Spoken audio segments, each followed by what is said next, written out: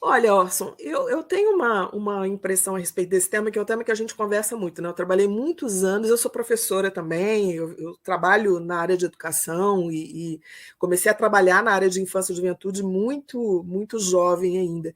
E é uma discussão que sempre vem à tona, sabe? Quando eu tinha 13, 14 anos, já se falava, porque o jovem e tal. E eu aposto que quando você era jovem também se existia, porque o jovem, ele não pode, porque são características absolutamente comuns dessa fase, né? Uma característica de ruptura. Eu quero construir a minha própria visão de mundo diferente da visão de mundo dos meus pais, eu quero a minha independência. O jovem que vai para a universidade, ele encontra um panorama de um monte de coisa que ele nunca tinha ouvido falar na vida, então é natural que naquele momento ele se deslumbre com aquilo, ele se afaste do universo daquilo que ele já conhecia e queira experimentar coisas que são novas para ele. Então, esse fato que, na minha visão, sempre ocorreu do distanciamento do jovem em algum momento, né?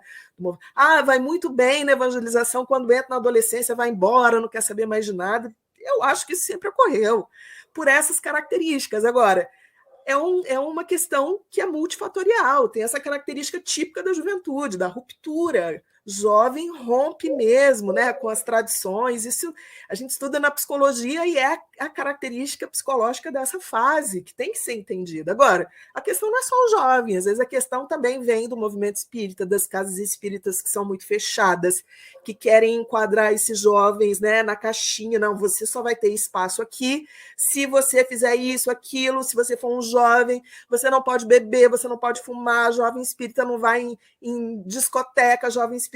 E essa conversa, especialmente nesse mundo hoje, que o que não falta é informação, não cabe na rotina do jovem. Né? Muitas vezes as famílias são muito repressoras, né? Eu estou falando aqui de vários fatores que a gente tem que considerar, em vez de simplesmente colocar assim a pecha, o jovem que não quer mais saber. É muita coisa envolvida, às vezes o jovem não quer saber mesmo. Às vezes o jovem participa de uma casa espírita que é absolutamente aberta a novas ideias, mas ele não quer mais, ele não quer curtir, ele não quer, sabe? Ele quer procurar outros rumos para ele. Mas às vezes a casa espírita não dá espaço. Às vezes a família é muito repressora. Eu conheço vários jovens, inclusive conheço amigos adultos que passaram pelo movimento espírita e foram embora porque eles dizem assim: eu não aguentava a hipocrisia na minha família, que eu via os meus pais falando uma série de coisas dentro do centro espírita, mas quando chegava em casa a realidade era outra, e aí eu fiquei com raiva do espiritismo, não quero mais saber disso. Então, são muitos fatores, sabe, Orson? O que cabe a nós fazermos enquanto lideranças espíritas?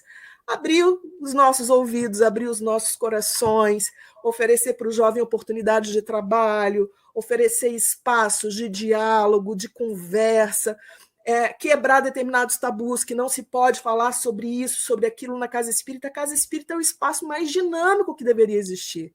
A gente teria que ter condições de refletir na casa espírita sobre qualquer assunto para entender a perspectiva espírita desse assunto, né? Mas tem casa que proíbe, não se pode falar disso, não se pode falar aquilo. Jovem de cabelo comprido aqui, quando entra, a gente já olha de cada história que a gente ouve e fala assim, não é possível.